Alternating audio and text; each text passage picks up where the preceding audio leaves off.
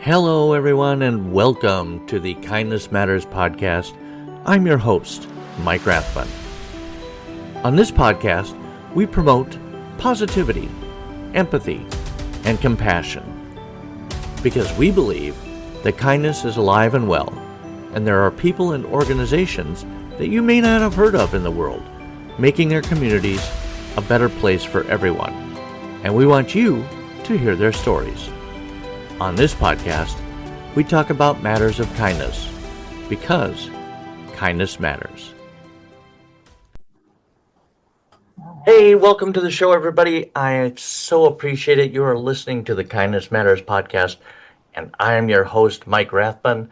I appreciate you. I appreciate those of you who joined today. You made that active choice to listen into a podcast about kindness and you wanted to be inspired and I appreciate all of that you're doing. Thank you so much for doing that.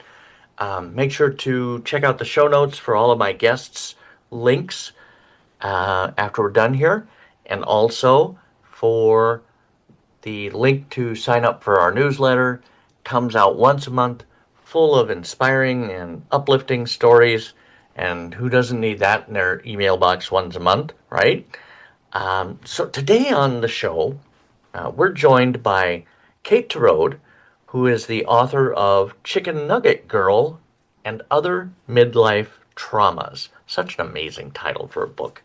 That is so cool. Kate is a proud fur mom and wife, and she's living her best life while balancing her artistic side with her spreadsheet side. When she's not creating worlds on the page, she's painting, juggling, trapezing, we'll get into that, I'm sure, and laughing with her husband. Her charm and wit are just what the doctor ordered for this episode as we share our connection through kindness. Oh, by the way, Chicken Nugget Girl is her first book, but true to form, she's already working on the sequel, whether anyone asked her to or not. Welcome to the show, Kate. Thank you so much for being here.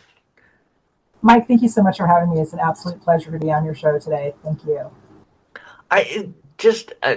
When you reached out on Facebook to be a guest, I went to your profile, and of course I'm stalking, right? Because that's what we do. We stalk, and I saw the book and the title of the book, and I'm like, that is the quirkiest thing I have ever heard of. So talk to me about, the main character is Mallory, correct? Correct, yes. Mallory is the main character. Okay. How, percentage-wise, how much of Mallory is Kate? In the Chicken Nugget origin story, which is the first portion of the book, it's about 65%, kind of based on my journey, how I wrote the book. And then there's subsequent stories after that some of them are 85, 90%. None of them are 100%, but yeah, there are some of the chapters later on in the book that are pretty much as it happened. So not a lot of embellishment needed to happen, not a lot of creative license needed to happen. It was just telling the story exactly how it was. So yeah, because Kate kind of feels, or Kate, there we go. Mallory, in the book, she kind of feels like she's stuck, right? In her job, in her life. Did you feel that way when you started writing this, or could you just empathize with that person that Mallory was? I don't want to get you in trouble, so that you're still working. No, I am still working, but everybody knows about the book. No, I think it's kind of a universal thing, especially as we get older. We have these dreams when we're younger, and then adult life kind of settles in. You have a mortgage, you have a car payment, whether you have children or not, and you kind of have to set your dreams aside a little bit. And you just kind of accept that's your life. And at some point I said, you know what, I still have this dream, and I'm going to follow this dream, whether it stays a dream or it turns into a nightmare. I don't really care. Yeah, but go ahead. Yeah, no, I mean, it was like, I just took that leap of faith. I said, you Yeah. know what, I'm gonna do this for myself, and if it succeeds, then fantastic. If not, I can say that I did it, and I can check that off my list. Yeah, because that's the thing, right? I mean, you could sit and wonder your whole life if you had ever have done that, or you could actually try it. Mhm. And like you said, if it failed, it failed, but you at least gave it your all. Yeah, I had a very wise person once tell me, you'll never regret what you do, you'll regret what you don't do. That And is so that true. that always sticks with me. And so I was like, you know what, this is one of my dreams. I've done a lot of things in my life, but this is the one that I really wanted to just check that box off of. So yeah, and For, that's why I did it. oh, for sure. And it turned out wonderfully. You're getting a lot of praise for this book. Thank you. And it's available on Amazon, among other Yes. places, right? Yes, it is. Uh, All the major platforms, Barnes and Nobles, all of that. So oh, yes, wow. Yeah. Um, we'll have the well, we could put all the links really in the show notes. I mean, that'd be amazing. we could do that. We'll make that happen. But yeah, okay. Now we mentioned trapezing. Yes. So on your in your bio on your web page, your website, you talk about what did you call yourself? Professional Was it a professional trapezer? No. Oh, No, I'm a self-proclaimed master puppeteer okay. Maya, that's what it is. There it is. Oh my goodness. And a juggler. and a juggler and a trapeze. I like all the circus arts. Funny. So how did you end up there? And so I'm guessing you don't have like a barn or something where you trapeze in the barn? No, no. So there's a place, I live in St. Louis, Missouri, and there's a trapeze and silk place here that I wish everybody knew about. It's called Bumbleshot Aerials, and you That's can so cool. go and they will teach you the techniques of trapeze, which you think it's easy. It's Yeah. not. Um, just the rules that are around it are so rigid. Just any just how to get up on the bar itself is just structure. Yeah. But I got lucky. Like my fourth or fifth lesson there, St. Louis Magazine happened to show up, and my best friend Helen and I got featured in St. Louis Magazine for trapeze. Nice. Nice. So that kind of was the catalyst for us to continue on to do it. And we've had breaks that we've taken in between, just because life gets in the way. But yeah, it's a really fun community. That's So so cool. And the people who go there, are these just like frustrated circus performers that like I want to chase my dream of being a trapeze artist or a juggler or a clown or what have you, and but this is the next best thing. yeah, I think there's some that are living that circus dream, now that circuses aren't a thing. But a lot of people, it's a great workout, and it's physically demanding. That's And what I was going to so ask. Is it mostly upper body strength or is it like whole body it's workout? core. It's your core, because everything, you're lifting yourself up, you're doing all these moves, and you have to have that core strength in there. So obviously, having arm strength helps, but yeah, a lot of it's core work. So when Nice. people start doing it, I think they're a little shocked, and realize, oh, I'm not as in shape as I thought I was. I say that every single Which day. is me.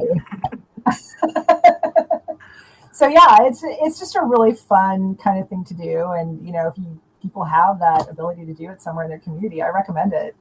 I don't, you know what? I don't even think there's a place like that around Minneapolis that just in the Twin Cities metro. I may surprise myself. There may, You might be I could go on surprised. afterwards and Google trapeze work Minneapolis and find You might. I uh, started doing it when I lived in Rhode Island. Went up to Boston to like the circus arts there, and so well, so you were really serious about the circus arts. I mean, I wasn't gonna like run away and join the circus. I'm a little old for that, Would make a better story if he had. But yeah, I mean, I always wanted to learn like tight wire and things like that. So there's a place, I don't know if it's still there. It's been many years since I lived in New England, but you could learn all those circus arts, trapeze and clowning, and That's so it cool. was just really fun. Yeah, it's just kind of a different thing to do. And if you're not into exercise, traditional exercise, it's kind of a really good way to do it. Wow. Yeah. So, speaking of Rhode Island, are you familiar with Block Island? I'm very familiar with Block Island. I have an ancestral history to that place. Oh no, that's amazing. I have never been. My One of my great grandfathers was John Rathbun, and he was one of the 16 original Oh purchasers. my gosh.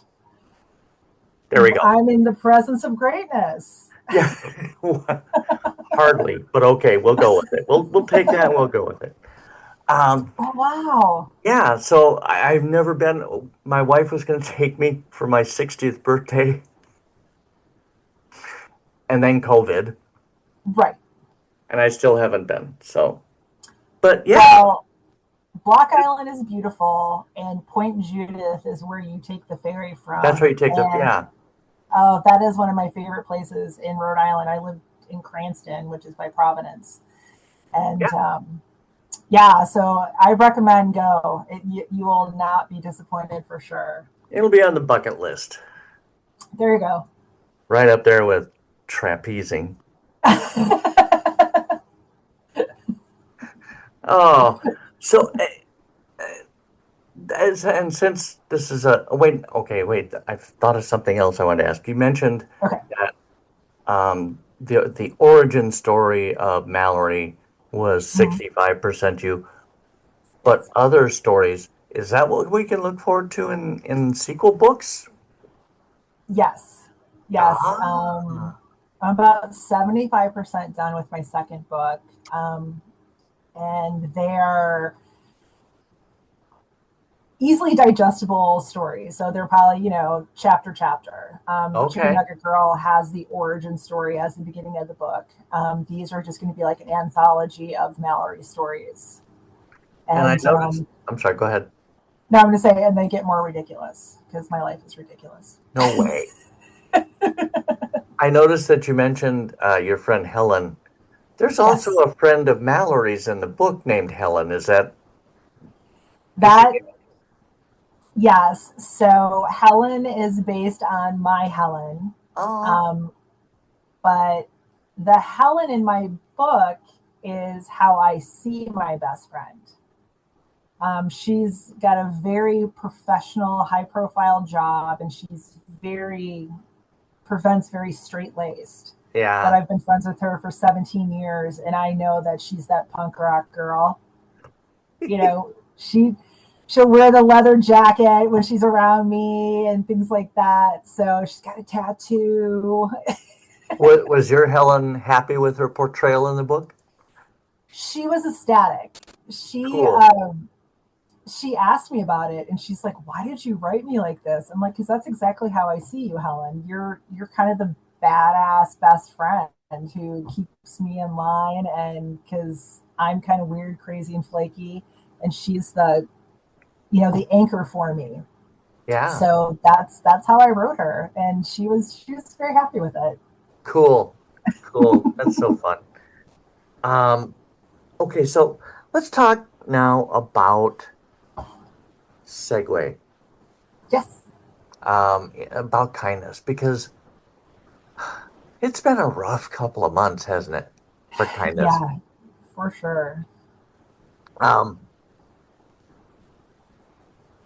and I'm not even sure where to go with this because I, as somebody who talks a lot about kindness, I see the world today, I see our country today. I'm like, I can't believe anybody's even listening to the show, first of all, because it doesn't seem like anybody's interested in kindness. Yeah, Does that make sense at all? it does. It's hard to find those kind moments or those. those good news stories, that lift you up, and a lot of it is just really negative. So when you find something that's heartwarming and touches your soul, that's what really gets you. Yeah, and I think the whole premise of this show was I know you're hearing a lot of bad stuff in social media and the news, but look, here are kind people and Yeah, they're out there every day, absolutely. and I don't even know. I mean, I'm still finding people like yourself, kind people, but I'm questioning whether people want to see that. I think I'm probably wrong, judging from my I, numbers. I I think a lot of people need more kindness, and I think they're seeking it out. Um, because we kind of have that dark, that hole in our hearts lately. There's so much negativity, and I think the majority of us are good people, and we And I share think that. too. I agree with you. Yeah, I think that the vast majority of us don't care who somebody voted for, don't care, what color your skin is, who you worship, or who you love. They're yeah, just going to be kind. yeah, yeah, and I think that kind of gets lost It because does. we're getting asked to choose sides or to choose our factions, and it's what I mean. I'm a Gen Xer. We grew up, hey, everybody's equal, nobody's any better than anybody else, and to have this, like, we have to choose. It's like, no, you don't. You can just choose to be kind. That's the best thing you can do. Yeah, for sure. Gen X, talk about badass. It's funny. I We was don't doing, take. what's that? I said we don't take anything from anybody. No, you don't take crap from anybody. I was talking to a woman months ago, last year, and she worked with all of the generations. Even basically, it was a talk about work, and Okay. she was talking about how the silent generation. I'm like, whoa, whoa, whoa, time out. The silent generation is still working because my mom was silent generation, right? Yeah. And I'm a boomer, so I'm like, silent generation is still working, and Yeah. apparently they are. Um, but the silent generation has things in common with Gen Z. What? Really? Because silent generation grew up during the Depression, right? You didn't throw anything away. If Right. something broke, you fixed it to use it again. And Gen Z is totally into um, the thrift stores, the upcycled Yeah. clothing, and this. I think there are ways that we could come together that we have not even fathomed yet. That's amazing. I didn't think about that. Right? Wow. Yeah, I was blown away. First of all, the silent generation. Silent generation is, I think, 28 To to 45. 29, 29 to 46. Yeah. And my mom was born in 31. So, I mean, like, so I'm like, But they're no in their way are they still 80s. working. Yeah. They're in their 80s. And yeah, so yeah, I think it's just easier sometimes to be angry all the time than it is to be kind. And that boggles my mind. That's got to be so exhausting. It must be. You would think it would be. I mean, because all it would take would be for you to take your grumbly old butt and open the door for somebody Yeah. or say good morning or, whatever the case may be. Just the smallest act of kindness can make Yeah. somebody's day. And Yeah. And you I you think never if more know. people were kind, we wouldn't be so angry all the time because you I can't agree. be angry when you're being kind, right? Nope. Not at all. Yeah. And I know that you had talked about, and I actually, this was another reason. You said when I asked for guests, you said, I have an absolutely touching story reinforcing the human spirit and kindness towards others. I like to call them earth angels, and I need to hear about these people for my own Yes. sanity. Yes. So I actually have two Earth Angel stories. But the one that I had in my head when I first contacted you happened to me when I was 17. And I was flying back from visiting my boyfriend in Iowa City. And I was taking a connector flight from St. Louis, Missouri to Cape Girardeau, which is where I went to college. And this was 1993. My parents didn't know I went, so this is all very secretive. Oh, you were in And college. I was, but I was 17, and I had no money. There was no cell phones. There was nothing, and I had missed my connecting flight. So it's about 2 hours from St. Louis to where my college was. It was about 9 o'clock at night, and I'm sitting in the baggage claim alone. I'd been to St. Louis one time, crying, didn't know what I was going to do, and this gentleman comes up to me and he asked me if I was okay, and I said I am absolutely not okay. And he's like, "Is there something I can do for you?" I was like, "Well, are you going to Cape Girardeau?" And he's like, "As a matter of fact, I am." So it turns out he was a shuttle driver for students going from St. Louis to Cape Girardeau, Missouri. Oh my And gosh. and he had an extra seat. And it was, usually it was $80 to take this trip, which back in 1993, that was a lot of money. That's, yeah. I didn't have a quarter to call my roommate, you know, and I was like, I Kate don't is have referencing a time when there were things called cell phones or my payphones. payphone. If you're Sorry. unfamiliar, yes. Um, so he told me that he was a BART driver, and I said, I don't have the money to have you take me home. And he's like, listen, I have an open seat. He's like, you can come, you can sit up front with me. He's like, you're fine. He's like, there's going to be other students in the van with us. So, my dad, who's a police officer, said I'd never get in a car with strangers. He didn't say anything But I about a didn't really, bus. he didn't say anything about a van. He wasn't offering me candy, so I thought I was okay. Um, Yeah, for so sure. so we're walking through the terminal, and he's just like, have you eaten today? He's like, can I get you something? So he, bought me dinner, like, little to go McDonald's and a root beer and some snacks for the road. And he just put me in the front seat, and he's just like, hi, this is Kate. She's going to be driving with us. And he had a blanket that he put around me in the front seat. And he's like, we're going to take care of you, and we're going to get you home.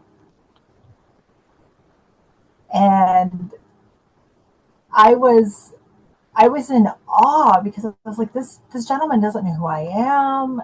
I have no money. He's just doing this because he can.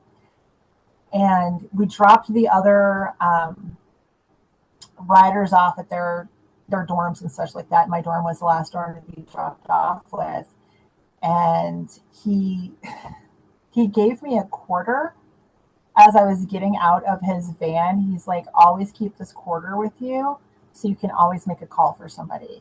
And just retell the story makes me want to cry.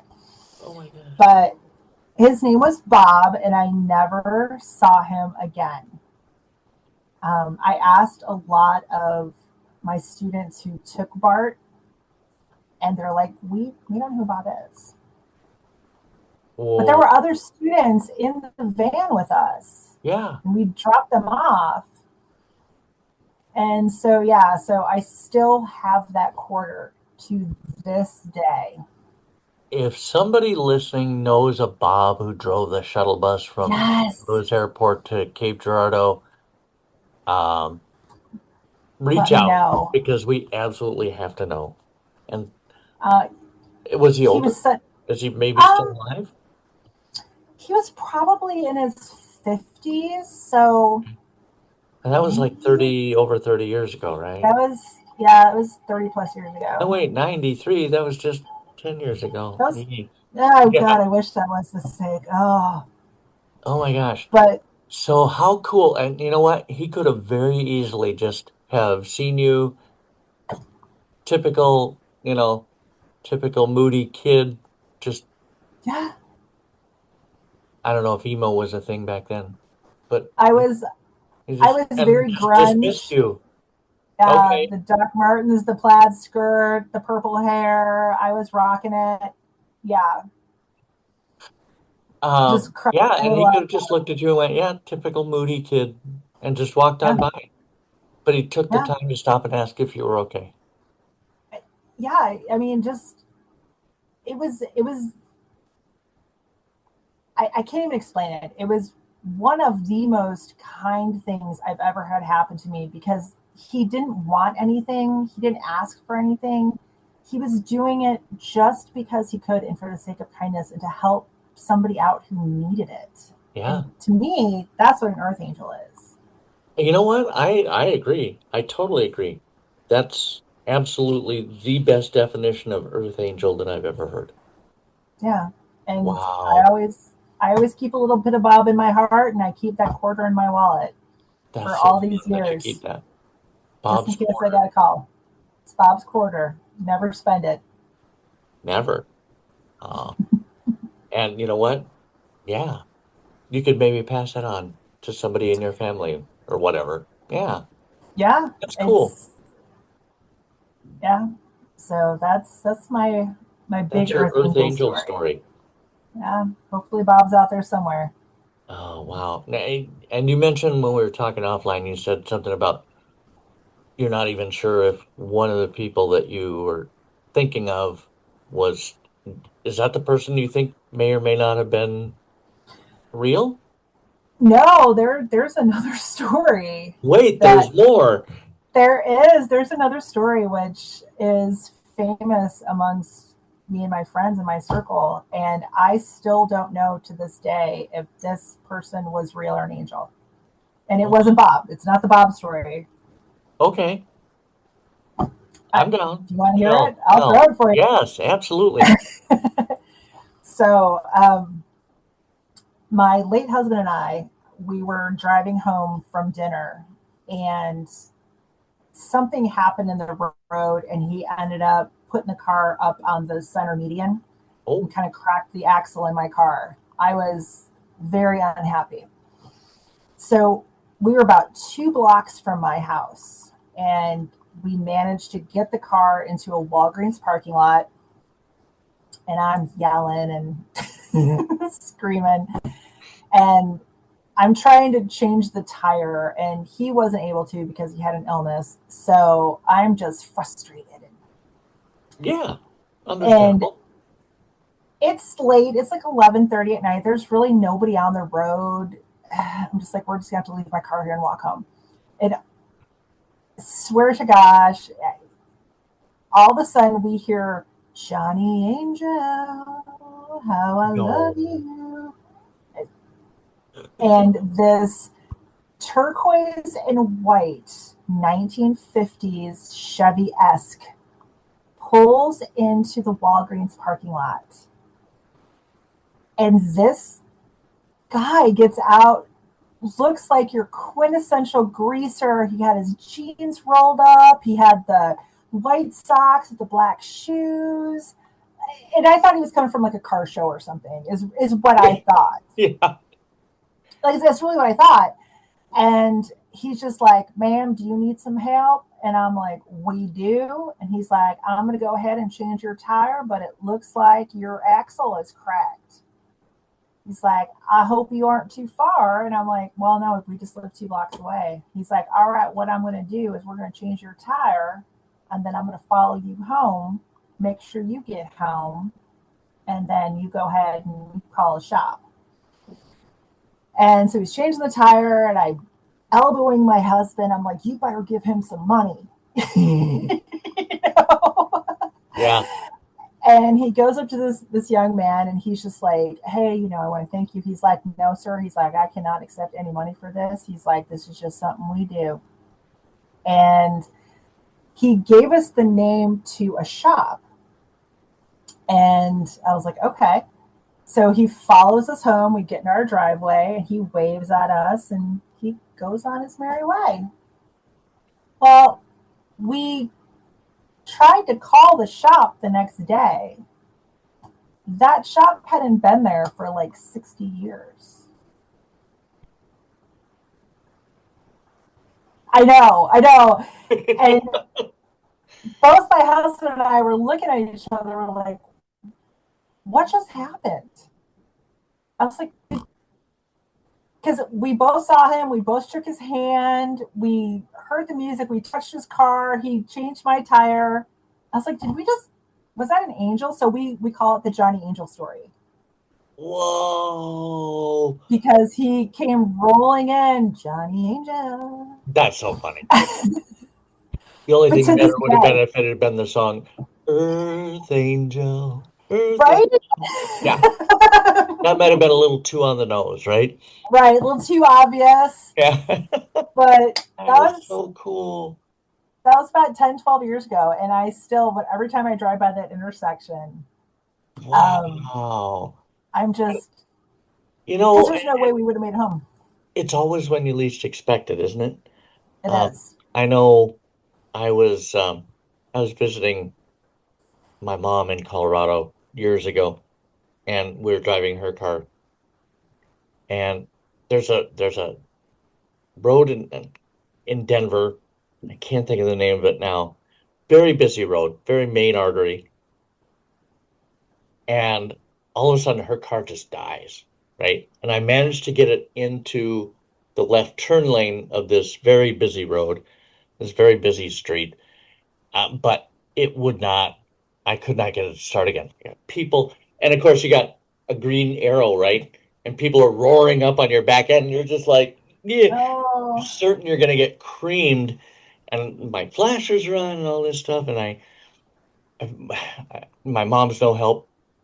So I managed to push it off of the road finally. And I'm just sitting there trying to figure out, I am not mechanically inclined. I don't think anybody who knows me will tell you this, but all of a sudden, this pickup kind of slowly passes us and then pulls over, and he goes, "Do you need help?" Towed us back home, and it was not a short distance. Towed us back home. We tried to give him money. He's like, can't accept that. Like, these are amazing people in this world that just appear when you most need them, isn't it? Absolutely. Do you think? Yeah, absolutely. I mean, those are the definitions of earth angels. Amen. It was so nice having you on today, Kate. I cannot wait, Kate, for your next book. I wish you so much luck, and thank you so much for sharing these stories. I know I'm uplifted. I'm inspired to hashtag be the change. And thank you for that. Oh, well, thank you. It was an absolute pleasure being on here and being able to talk to you and share these stories, because I think we need more of that. Yeah, it's absolutely worth it. All right, I will talk to you soon, and take care. Have a great one. Thank you. Thank you so much for listening to this episode of the Kindness Matters podcast with my very special guest, Kate Terode. I hope this episode left you feeling a little easier, a little more hopeful about the state of the world that we all share. If you enjoyed this episode, please feel free to tell your friends, your family, your coworkers, everybody you know about us. Also, don't forget to subscribe to our newsletter for more uplifting content. It's free, and there's a link to sign up in the show notes. You've been listening to the Kindness Matters podcast. We will be back again next week with a brand new episode, and we would be honored if you would join us again. Until then, remember, kindness matters, and so do you.